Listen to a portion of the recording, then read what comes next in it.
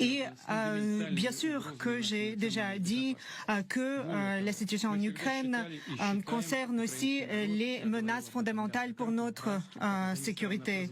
Et bien évidemment, il s'agit des deux peuples frères. Nous avons les mêmes racines et tout ce qui se passe est une tragédie et une douleur pour nous tous.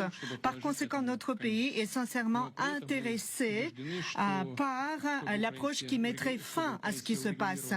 Et bien sûr que nous voulons que ce règlement du conflit ukrainien soit durable et donc toutes les causes profondes de la crise doivent être éliminées. Il faudrait que toutes les préoccupations de la Russie soient prises en compte et l'équilibre de sécurité en Europe devrait être rétabli. Et je suis d'accord avec le président Trump aujourd'hui en disant qu'il faut aussi assurer la sécurité de l'Ukraine.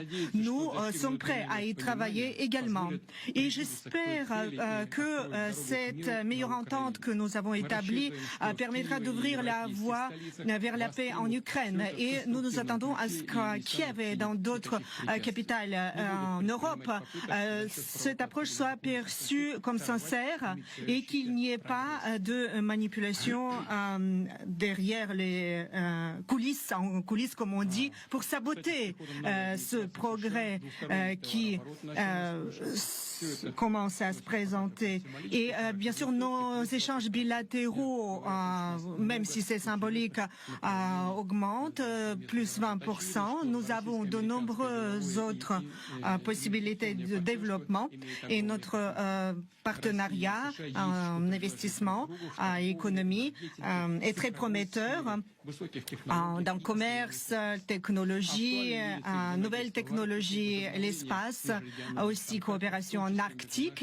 et rétablissement des contacts internationaux, et notamment avec l'extrême-orient russe et la côte occidentale américaine. Eh bien, c'est très important de rétablir cette coopération et bien, je voulais aussi souligner cette ligne de changement de date qui est entre la Russie et les États-Unis, et donc il est possible de passer du passé vers l'avenir, de la journée d'hier vers la journée de demain, et j'espère que nous arriverons à franchir ce pas ensemble. Et c'est très important de viser le bon résultat. Et nous voyons que le président des États-Unis a une très bonne vision de ce qu'il veut atteindre, comment favoriser le développement de son pays et prendre en compte les intérêts nationaux. Donc j'espère qu'aujourd'hui nous donnons ce nouvel élan non seulement au règlement du conflit ukrainien mais aussi au rétablissement des bonnes relations entre la Russie et les États-Unis. Et en 2022, je me rappelle, lors de mon dernier contact avec l'administration américaine précédente, j'essayais de convaincre mon homologue américain à l'époque en lui disant qu'il ne fallait pas arriver à une situation qui pourrait mener à des conséquences aussi graves que les combats, que les hostilités. Et je disais qu'il s'agissait d'une erreur grave.